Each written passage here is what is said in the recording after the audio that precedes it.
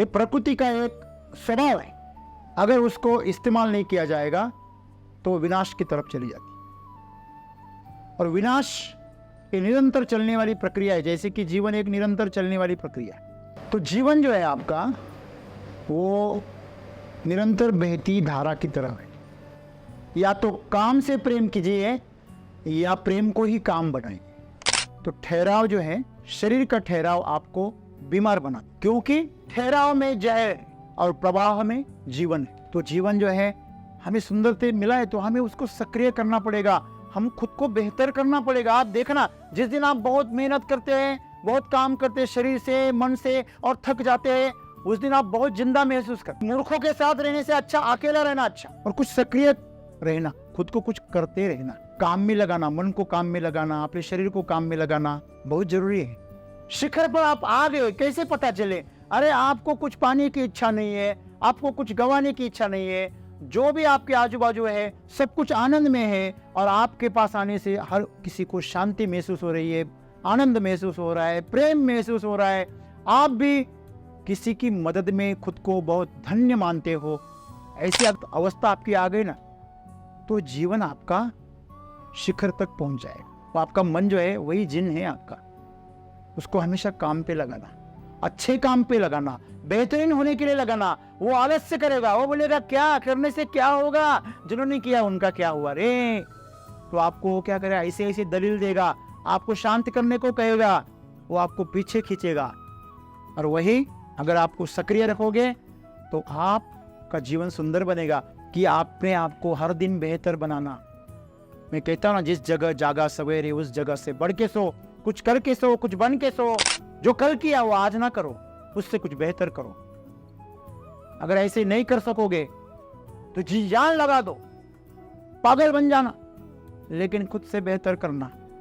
एक फ्लैट जिंदगी आप जी रहे हो, आप जी नहीं रहे हो। मैं हमेशा कहता हूं, आप अगर हो तो आपका अस्तित्व सबको अनुभव होना चाहिए।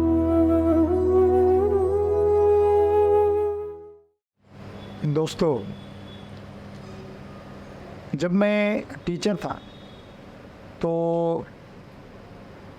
मेरे आंखों के सामने बहुत सारे टीचर्स रिटायर हो रहे थे। जब वो नौकरी में थे तो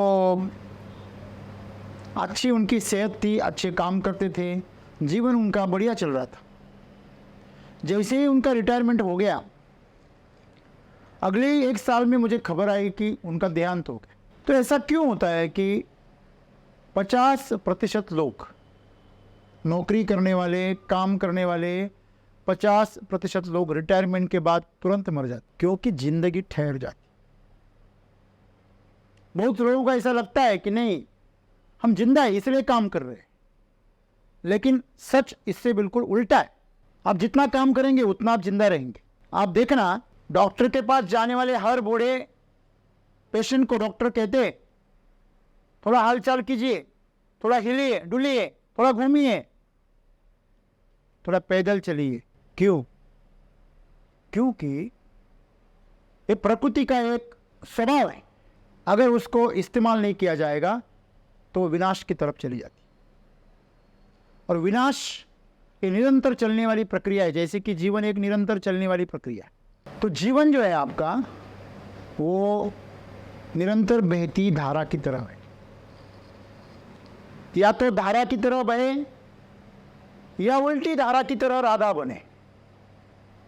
धारा को उल्टा कीजिए, राधा बन जाता। या तो काम से प्रेम कीजिए या प्रेम को ही काम बनाइए।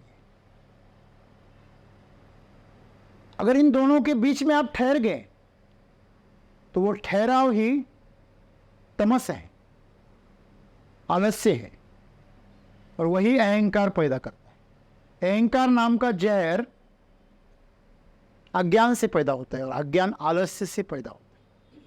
आलसी आदमी कुछ जानकारी लेना नहीं चाहता, वो बोलता है मुझे सब पता है, मैंने जो किया करना था वो कर लिया, अभी कुछ करना नहीं है। और करने से क्या होता है? जिन्होंने किया वो भी मर गए, जिन्होंने नहीं किया वो भी मर गए। तो करने में क्या मजा है? वो आपकी दलील देगा, आपको ऐसी ऐसी दलील देगा, आपको चुप करवा देगा। तो जिंदा रहना ये सक्रिय रहने का दूसरा नाम है। जो लोग काम से चुराते हैं ना, काम चुराते हैं, खुद को कामचोर होते हैं, झिझक झिझक के काम करते हैं, कुछ भी चीज बोलो वो थोड़ा सा आधे अधूरे मन से करते हैं, वो हमेशा बीमार पड़ते हैं। जो पूरे तन मन धन से काम करते हैं वो बीमार भी पड़े तो कोई फर्क नहीं पड़ता, उनका जीवन चलता रहता। तो ठहराव जो है, शरीर का ठहराव आपको बीमार बना, क्योंकि ठहराव में जहर है और प्रवाह में जीवन है। ठहराव में मृत्यु है, चाहे वो कुछ परसेंट आ जाए, थोड़े आप ढीले पड़ गए तो मृत्यु ही आ गई ना। आपका शरीर का कुछ हिस्सा, मन का कुछ हिस्सा पैरालाइज हो गया, इसका मतलब ऐसा नहीं है कि आप बीमार नहीं है। हम स्कूल में बोलते हैं बच्चा कितने मार्क्स पढ़े, वो बोलता है 60% पढ़े, तो इसका मतलब क्या हुआ, 40% तो फेल हो गया ना। 40% उसके जो सवाल थे उसके जवाब उसने गलत लिखे, इसलिए उसको 60 मार्क्स मिले। असल में कहा यह जाना चाहिए कि वो 40% फेल हुआ है, कितने परसेंट सक्सेस हुआ वो तो नहीं बता सकते, क्योंकि सवाल तो पूरी किताब पे होते नहीं। ऐसा भी हो सकता है कि कुछ सवाल हो उसको आते हो लेकिन वो परीक्षक ने वो डाले नहीं हो, ऐसे हो सकते हैं, हो सकते हैं, बिल्कुल हो सकते हैं। इसका मतलब कितना परसेंट फेल हुआ ये बताया जा सकता है, कितना परसेंट सक्सेस हुआ ये नहीं बताया जा सकता। वैसे जीवन में आप कितनी जिंदा हो, 100% जिंदा होने का मतलब बच्चा होना है। बच्चे जैसे आनंद में रहो, रिलैक्स रहो, टेंशन फ्री रहो, हर पल का आनंद लो। आप सक्रिय तभी नहीं रहते कि आप कुछ काम करते हैं, जब कुछ ग्रहण भी करते हैं ना, किसी घटना के साक्षीदार भी बनते हैं ना, तो उसी वक्त भी आप सक्रिय रह सकते। लोग पूछते अरे तूने सुना क्या, क्या कहा उन्होंने, वो बड़े मेरा ध्यान नहीं था। फिर तेरा ध्यान कहाँ जाता है, गटर में या नींद में चला जाता है? तू तेरा ध्यान सक्रिय नहीं रह सकता, तू क्या जिंदा है? मुझे एक बात बताइए, आपकी आंखें खुली है और आंखों के सामने क्या चल रहा है पता नहीं आपको, तो इसका मतलब क्या हुआ, आप जिंदा होकर भी मुर्दा है। आपकी आंखें हैं लेकिन वो काम नहीं कर रही है, तो अंधा आपसे बेहतर है। आपके पास जबान है लेकिन आप बोल नहीं रहे, जरूरी है बोलना, आप बोल नहीं रहे तो आपसे तो बेजुबान अच्छा। आपके पास पैसा है लेकिन आप खर्च नहीं कर रहे, तो आपसे अच्छा वो निर्धन है, वो गरीब है जो कम से कम रोटी तो खिलाता है। सक्रिय रखो। तो सदगुरु यही बता रहे, जब तक आपके जीवन को आप लगातार बेहतर बनाने के लिए प्रयास नहीं करते तो आप एक ठहरा हुआ तालाब है। सभी लोग मोबाइल इस्तेमाल करते हैं, सबको जनरल नॉलेज है। नोकिया नाम की कंपनी थी, ऐसी थी कि 80% मार्केट उसका था, इतनी बड़ी थी। छोटे से छोटे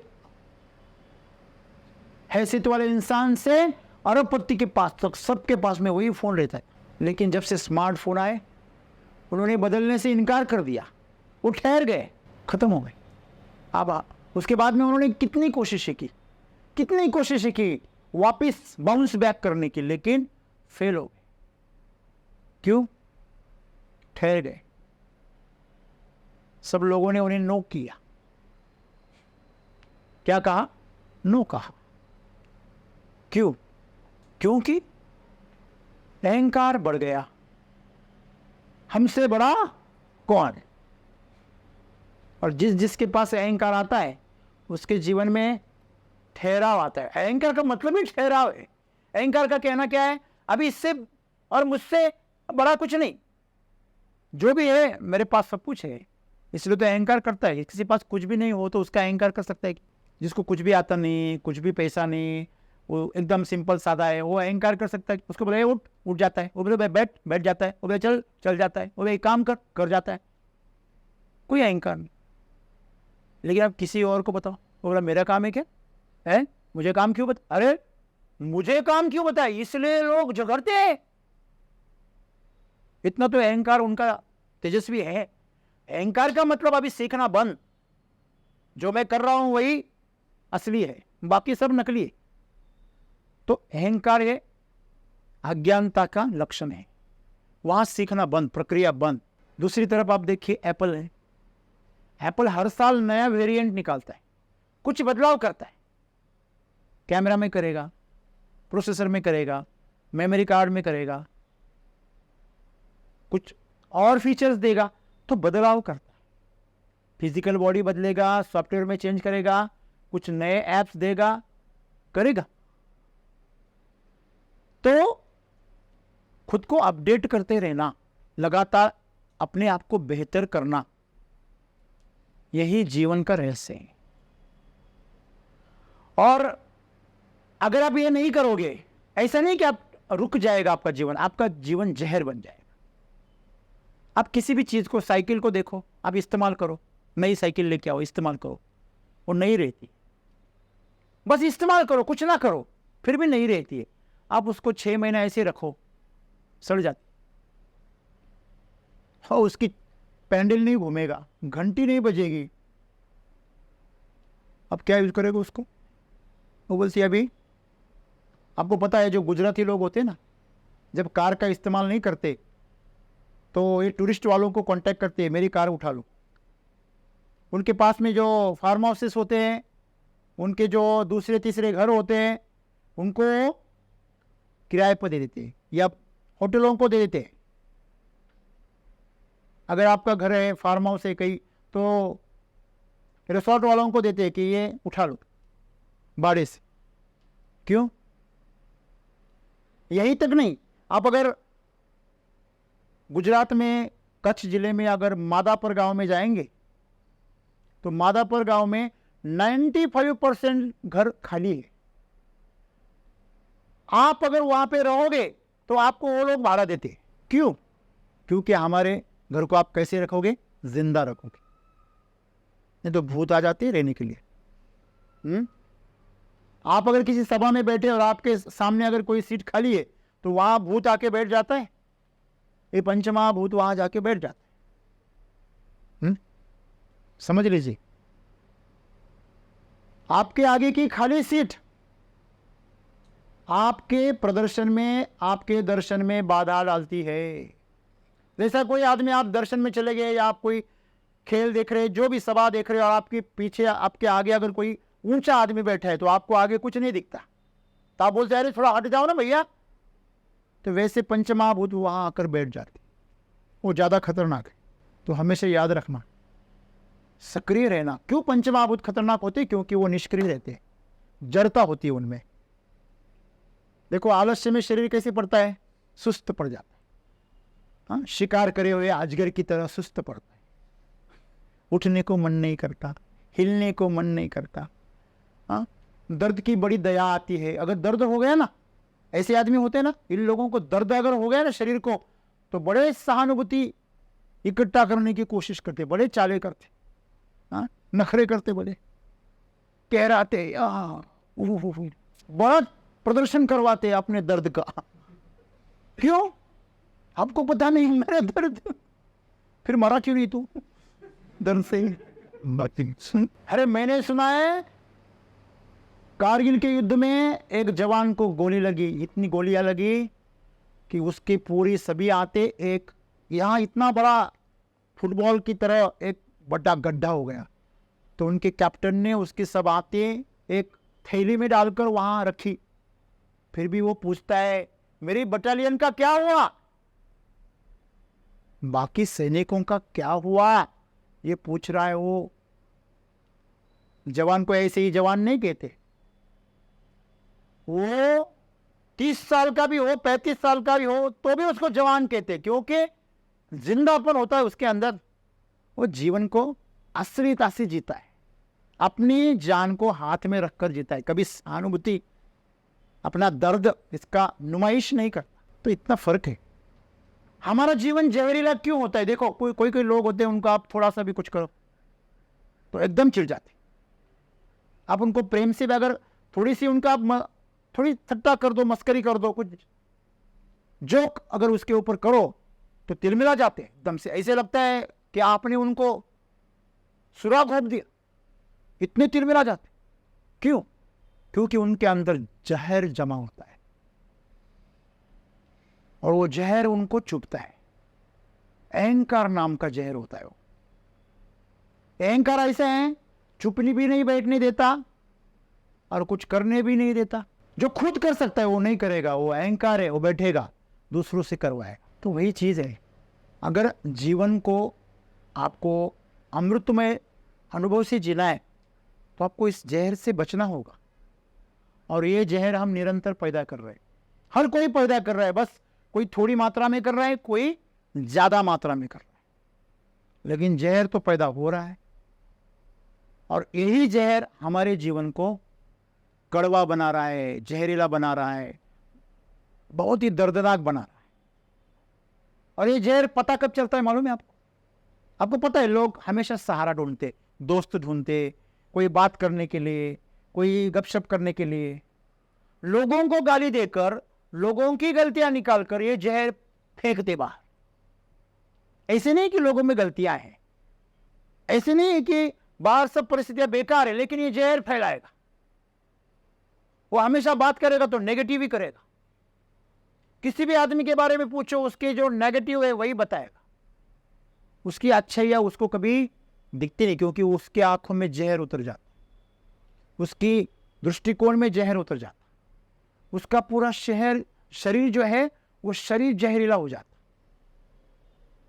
तो आप कहीं भी उसको धक्का लगाओ, जहर ही बाहर निकल, उसके मुंह से, उसके सोच से, उसके संपर्क से, उसकी क्रिया से, सभी मार्ग से जहर बाहर निकल, जहर उगलता है। सांप तो सिर्फ अपने कांटों से निकलता है, लेकिन ये पूरा सांप बन जाता है, हर जगह से जहर ही निकलता है। ऐसा क्यों होता है? उसे हमने बनाया। क्यों बना? क्योंकि हमारे आलस्य ने, हमारे अज्ञान ने और हमारे अज्ञान के साथ अहंकार ने उसे जहरीला बनाया। तो रिश्ते भी जहरीले हो जाते, हमारा काम भी जहरीला हो जाता, हमारे पास में जो पैसा आता है, धन, वो भी जहरीला हो जाता, उससे हम गलत काम ही करते। आप देखना, कुछ लोग, अमीर लोग होते ना, दूसरों को नीचा दिखाने के लिए और दूसरों का नुकसान करवाने के लिए क्या करते हैं? अपना पैसा इस्तेमाल करते।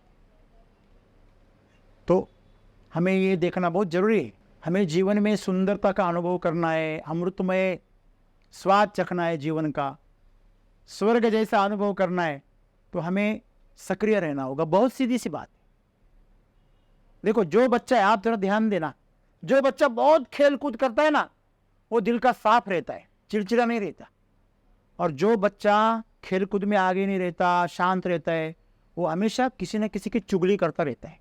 किसी के शर्ट गंदा करेगा पीछे से, किसी के नीचे च्युइंगम डाल देगा, किसी के नीचे वो पेंसिल को टोक निकाल के रख देगा,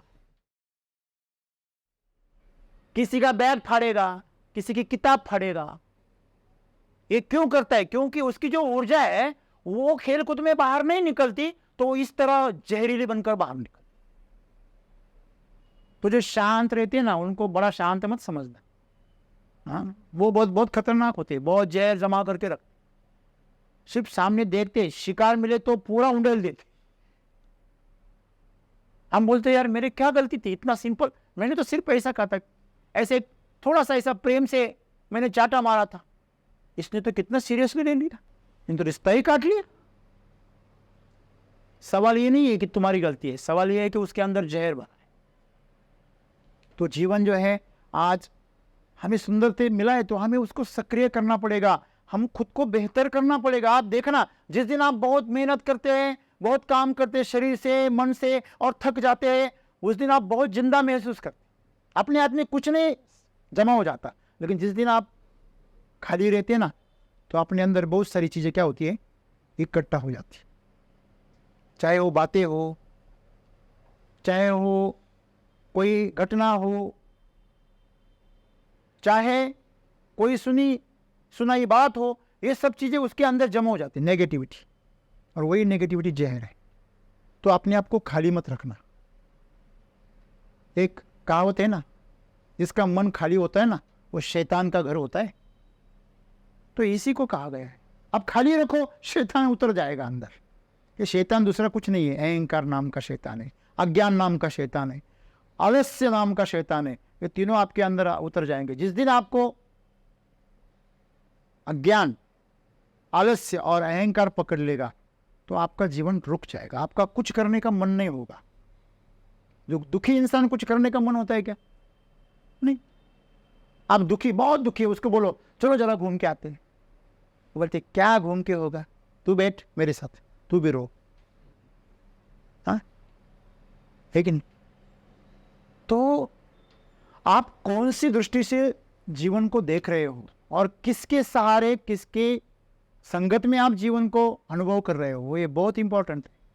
इसलिए भगवान बुद्ध भी कहते हैं और सदगुरु भी कहते हैं कि मूर्खों के साथ रहने से अच्छा अकेला रहना अच्छा, और कुछ सक्रिय रहना, खुद को कुछ करते रहना, काम में लगाना, मन को काम में लगाना, अपने शरीर को काम में लगाना बहुत जरूरी है। जब भी आप खुद को सक्रिय रखोगे वही जीवन है। जिस दिन आप निष्क्रिय हो गए, देखिए शांत होना अलग बात है, शिखर पर जाकर वहां जाकर बैठना अलग बात है। आप रास्ते में ही बैठ गए, ये गलत बात। शिखर पर आप आ गए, कैसे पता चले? अरे आपको कुछ पाने की इच्छा नहीं है, आपको कुछ गंवाने की इच्छा नहीं है, जो भी आपके आजू बाजू है सब कुछ आनंद में है, और आपके पास आने से हर किसी को शांति महसूस हो रही है, आनंद महसूस हो रहा है, प्रेम महसूस हो रहा है। आप भी किसी की मदद में खुद को बहुत धन्य मानते हो। ऐसी अवस्था आपकी आ गई ना, तो जीवन आपका शिखर तक पहुंच जाएगा। वो भी ठहराव की तरह दिखता है, लेकिन वो ठहराव नहीं है। जान लीजिए, अगर कोई चीज सीध में जा रही है ना, तो एक ही जगह पे दिखती है, ऐसा लगता है एक हिल ही नहीं रही है, एक जगह पे है, लेकिन कैसे जा रही है? वो सीध में जा रही है। अगर वो टेढ़ी मिल जाए तो हमें दिखती है हाँ ये हिल रही, मतलब जा रही। वैसे हमारा जीवन कैसा है ये हम जान सकते हैं, लेकिन दूसरे के जीवन के बारे में हम कुछ नहीं जान सकते। वो ठहरा है कि चल रहा है कि नहीं है, और इसे हमें लेना भी क्या उसका। हम हमारे जीवन के बारे में जाने, हर पल हम कुछ ना कुछ करें, और ऐसा करें कि जिससे हमारा जीवन बेहतर हो, ऐसा ना करें कि जिससे हमारा जीवन और बदतर हो। ठीक है? तो आप ये स्किल में सुधार करो, अपने ज्ञान में सुधार करो, आपकी दृष्टि में सुधार करो। जो भी चीजें आपके साथ में है तो खुद को सक्रिय रखो। जितना आप खुद को सक्रिय रखोगे उतना अमृत आप में उतरेगा। जितना दूसरों का कल्याण करने के लिए, दूसरों की अच्छाई के लिए आप जितना सक्रिय रहोगे उतना आपके अंदर अमृत उतरेगा, और जितना आप खुद को निष्क्रिय रखोगे उतना आपके अंदर जहर पैदा हो जाएगा। देखिए, जहर अंदर से पैदा होता है, अमृत बाहर से आता है। हमारे अंदर अमृत पैदा नहीं हो सकता। क्यों? क्योंकि ये पंचमहाभूत है, ये बहुत जल्दी जहर पैदा कर देते। सोचिए ना, अग्नि है, उसके ऊपर पानी डाल दो, क्या होता है? जल को डाल दो अग्नि के ऊपर, क्या होता है? बुझ जाती। अगर अग्नि को बढ़ा दो और उसके ऊपर जल रखो तो जल को उड़ा देता है। ऐसे सब एक दूसरे के साथ इनके क्या है? शत्रुत्व है।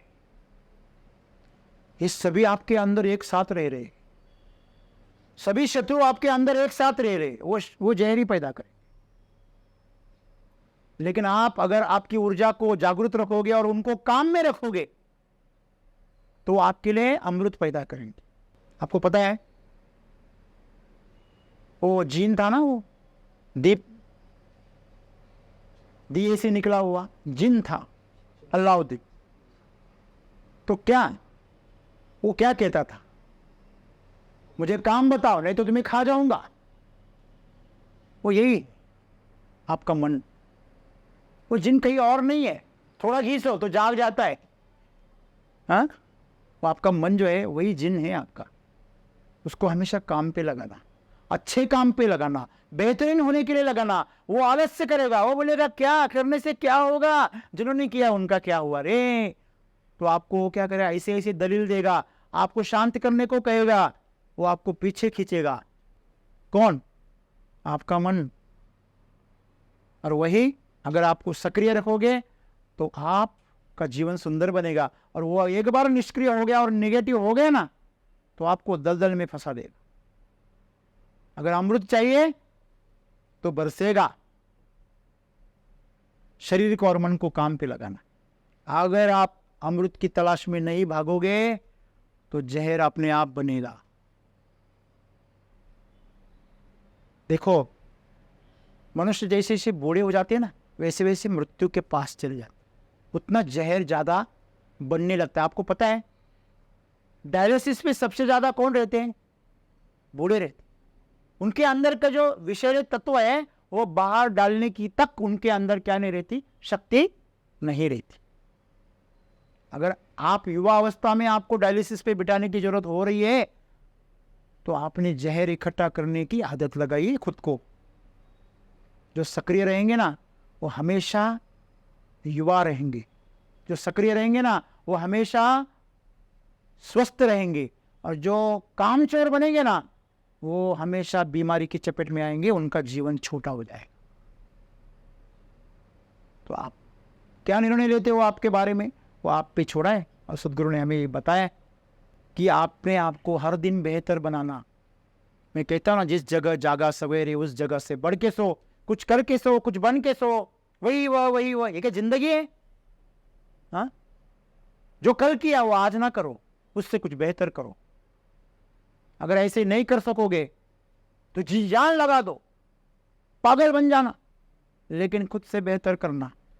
एक फ्लैट जिंदगी आप जी रहे हो, आप जी नहीं रहे हो। मैं हमेशा कहता हूं, आप अगर हो तो आपका अस्तित्व सबको अनुभव होना चाहिए, नहीं तो आप कल कहाँ थे ऐसा अगर कोई पूछेगा आपका साथी, तो समझ लेना आप कहीं भी नहीं हो, आप जहर बना रहे, राइट, नेगेटिव हो रहे। तो खुद के अंदर अमृत पैदा करो, सक्रिय रहो और जीवन का आनंद लो। धन्यवाद।